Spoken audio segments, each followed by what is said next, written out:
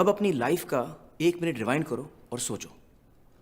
जब मैंने ये सवाल पूछा, किसी ने ये सोचा कि आज कुछ नया सीखने को मिलेगा, मजा आएगा? एनीवन? नहीं, सब रेस में लग गए। ऐसे पढ़ के फर्स्ट आ भी गए तो क्या फायदा? आप लोगों की नॉलेज बढ़ेगी? नहीं, सिर्फ प्रेशर बढ़ेगा। अरे चाबुक के डर से तो सर्कस का शेर भी उछल के कुर्सी पर बैठना सीख जाता है, लेकिन ऐसे शेर को हम वेल ट्रेन्ड कहते हैं, वेल एजुकेटेड नहीं। हेलो फ्रेंड्स, तो कैसे हैं आप सब। तो आज हम लोग बात करने वाले हैं एनईपी यानी नेशनल एजुकेशन पॉलिसी के बारे में, जो रिलीज़ हुआ है 29 जुलाई को। हम लोग इस पॉलिसी का एक ब्रीफ में एनालिसिस करेंगे। तो लेट्स स्टार्ट।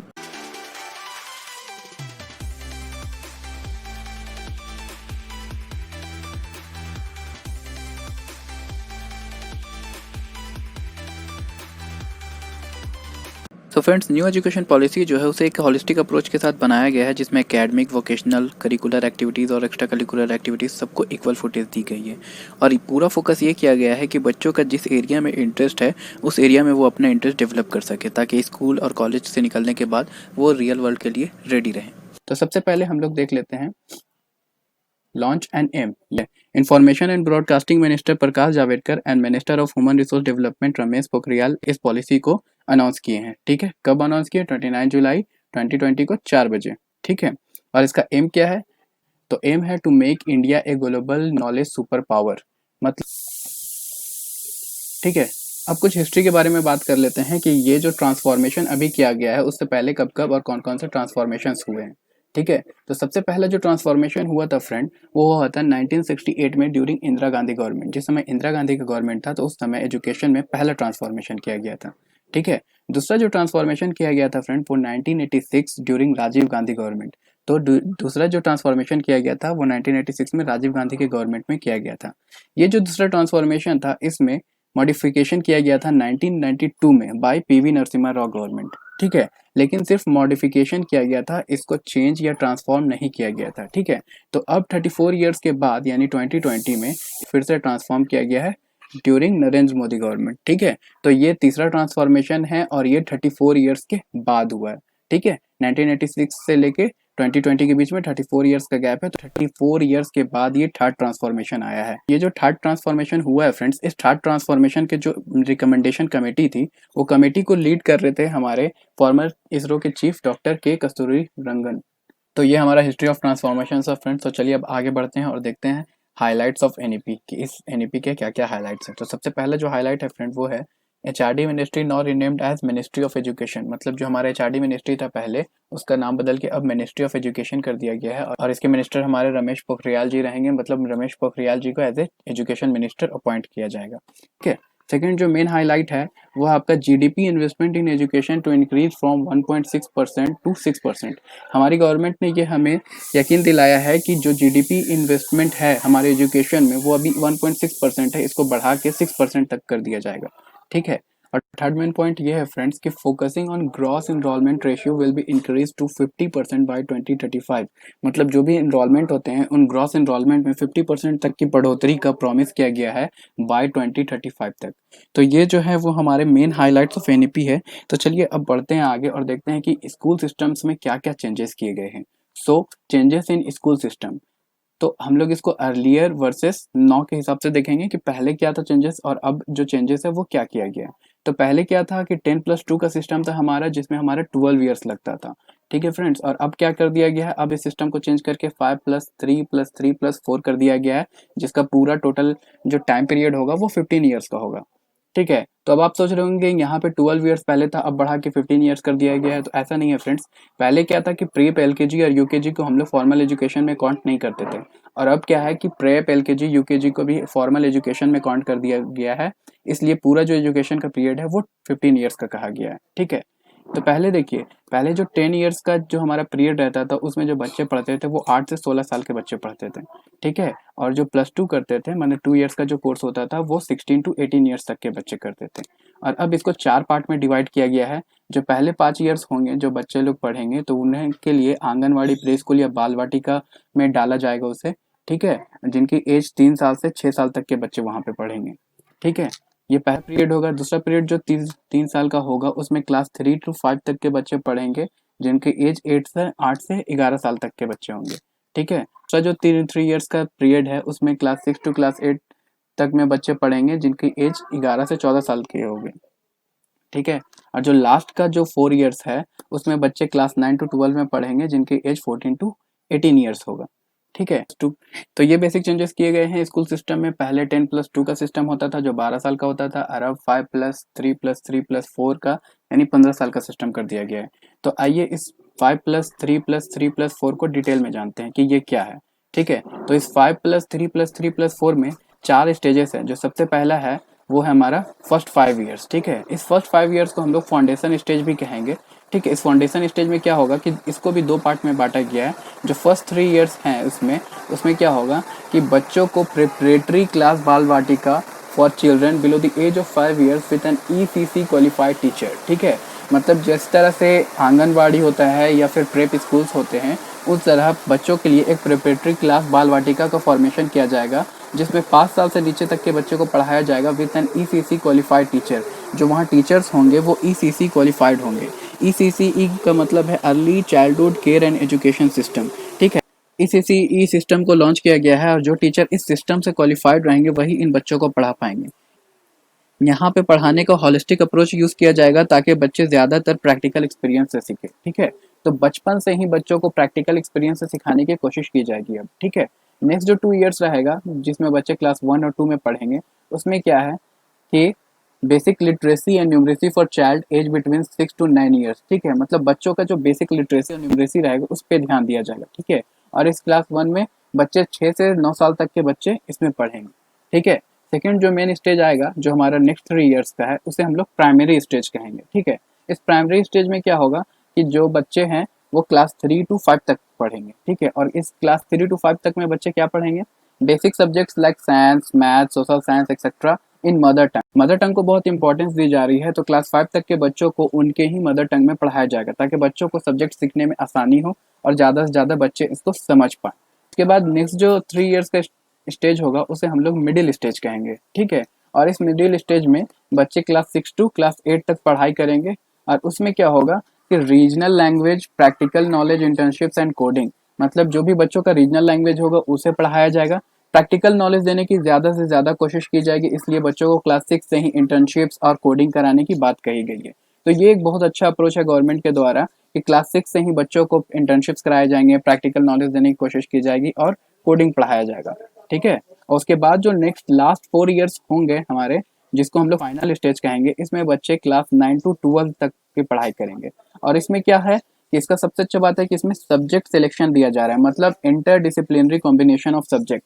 मतलब पहले जो साइंस, कॉमर्स और आर्ट्स का बैरियर था उस बैरियर को एकदम खत्म कर दिया गया, हटा दिया गया। ठीक है, अभी अगर कोई साइंस का बच्चा है जिसे फिजिक्स केमिस्ट्री में इंटरेस्ट है और अगर वो फिजिक्स केमिस्ट्री के साथ हिस्ट्री या ज्योग्राफी कुछ और पढ़ना चाहता है तो वो सब्जेक्ट्स भी लेके पढ़ सकता है, या उसे मतलब आप अपना कॉम्बिनेशन ऑफ सब्जेक्ट खुद बना सकते हैं। आपको जिसमें इंटरेस्ट है वो सब्जेक्ट लीजिए और उस सब्जेक्ट को पढ़िए। तो ये भी एक बहुत अच्छा रूल है, बहुत अच्छा अप्रोच है गवर्नमेंट द्वारा। ठीक है, तो चलिए अब आगे बढ़ते हैं और हाईलाइट्स देख लेते हैं कुछ इस एजुकेशन सिस्टम का। तो सबसे पहला जो हाईलाइट होगा वो क्या है, students to learn coding from class 6। जैसा कि हम सब जानते हैं कि इस 21st सेंचुरी में कोडिंग का कितना डिमांड बढ़ते जा रहा है, तो ये एक बहुत अच्छा अप्रोच है कि बच्चों को कोडिंग क्लास 6 से ही पढ़ाई जाएगी। ठीक है, नेक्स्ट है students can opt for internship and training from class 6। जैसा कि मैंने बताया कि स्टूडेंट्स जो क्लास 6 के रहेंगे उन्हें प्रैक्टिकल नॉलेज ज़्यादा से ज़्यादा देने के लिए ट्रेनिंग और इंटर्नशिप्स कराए जाएंगे। कब से, क्लास 6 से ही स्टार्ट कर दी जाएगी। ठीक है, उसके mother tongue to be medium of instruction till 5th grade. तो 5th ग्रेड तक के जो भी बच्चे रहेंगे उनका जो मदर टंग होगा, पढ़ाने का जो मीडियम रहेगा वो उनके मदर टंग में ही पढ़ाया जाएगा। तो ये भी एक बहुत अच्छी बात है। उसके बाद है English as a medium of education is not compulsory. जैसे कि पहले हम लोग देखते थे कि सीबीएसई या आईसीएसई स्कूल्स में इंग्लिश बहुत ही कंपलसरी होता था, मीडियम ऑफ एजुकेशन यूज किया गया था, तो इसको हटा दिया गया है। अब English as a medium of education किसी भी तरह से कंपलसरी नहीं रह गया। ठीक है, नेक्स्ट है semester system will be from class 9 to 12। तो अब ऐसा होगा कि क्लास 9 to 12 को सेमेस्टर सिस्टम वाइज कर दिया जाएगा। ठीक है, board exam, option of language selection in board exams. देखिए पहले जो हम लोग बोर्ड एग्जाम्स देते थे उसका एक ही लैंग्वेज रहता था कि आप इंग्लिश में दे रहे हो या फिर हिंदी में दे रहे हो किसी किसी रीजन में। तो अब यहाँ पे हो गया कि आप अपना लैंग्वेज खुद सेलेक्ट कर सकते हो कि आपको इंग्लिश में देना है वो एग्जाम, या हिंदी में देना है, या और कोई भी अदर रीजनल लैंग्वेजेस में देना है। तो बोर्ड एग्जाम में ये ऑप्शन आ गया, और ये ऑप्शन बहुत अच्छा है ऑप्शन। इससे क्या होगा कि जो रट्टाफिकेशन चलता था बच्चों का कि आपको इंग्लिश नहीं आ रहा फिर भी आप रट रट के एग्जाम दे रहे हो, वो हट जाएगा।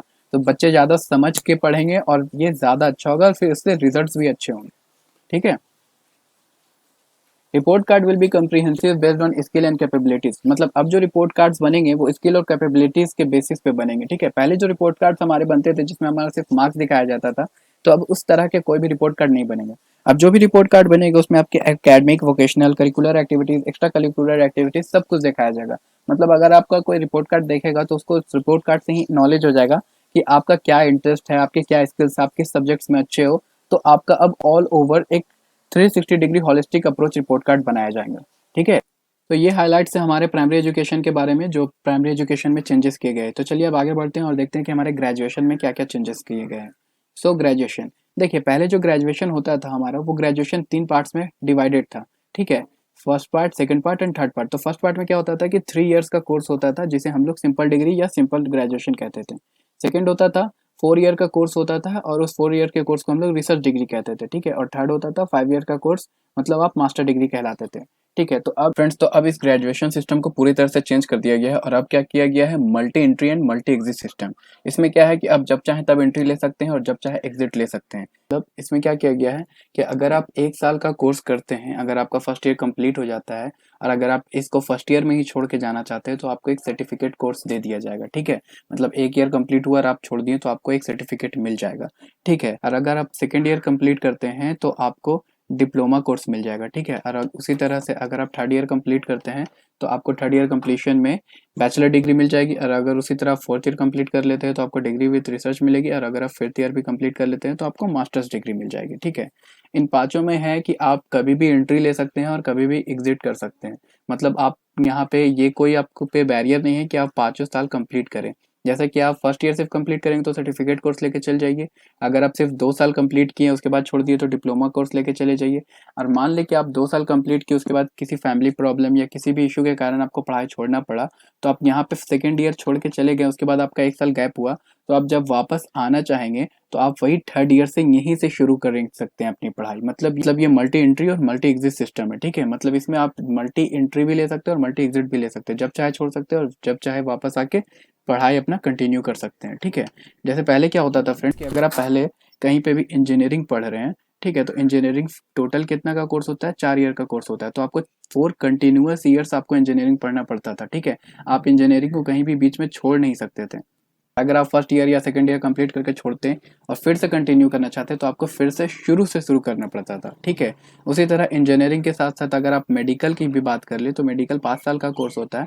ठीक है। तो आपको ये 5 साल भी कंटिन्यूअस पढ़ना पड़ता है। ठीक है। उसी तरह अगर आप सिंपल ग्रेजुएशन की भी बात कर ले तो सिंपल ग्रेजुएशन भी अगर 3 ईयर्स का होता है तो आपको ये 3 ईयर्स भी कंटिन्यू पढ़ना पड़ता था। आप किसी को भी बीच में नहीं छोड़ सकते, और अगर छोड़िएगा तो आपको फिर से स्टार्टिंग से शुरू करना पड़ता है। ठीक है। लेकिन अब इस मल्टी एंट्री और मल्टी एग्जिट सिस्टम में क्या है कि अगर आप यहाँ पे फर्स्ट 3 इयर्स पहले कंटिन्यूअस में पढ़ लिए और किसी फैमिली प्रॉब्लम या किसी भी इशू के कारण छोड़ देते हैं तो आपको वहाँ पे बैचलर डिग्री मिल जाएगी, आप बैचलर डिग्री लेके जा सकते हैं। ठीक है। उसके बाद चाहें तो आप कंटिन्यू कीजिए, और नहीं अगर आप नहीं कंटिन्यू कीजिएगा तो ये आपका डिग्री रहेगा, और उसके बाद आप 1 या 2 साल के बाद आए और पढ़ाई कंटिन्यू करना चाहें तो आप यहाँ फोर्थ ईयर से फिर कंटिन्यू कीजिएगा। ठीक है। उसके बाद अगर आप 4 ईयर करके फिर छोड़ना चाहें तो फिर छोड़ सकते हैं, और फिर अगर कंप्लीट करना चाहते हैं तो कर सकते हैं।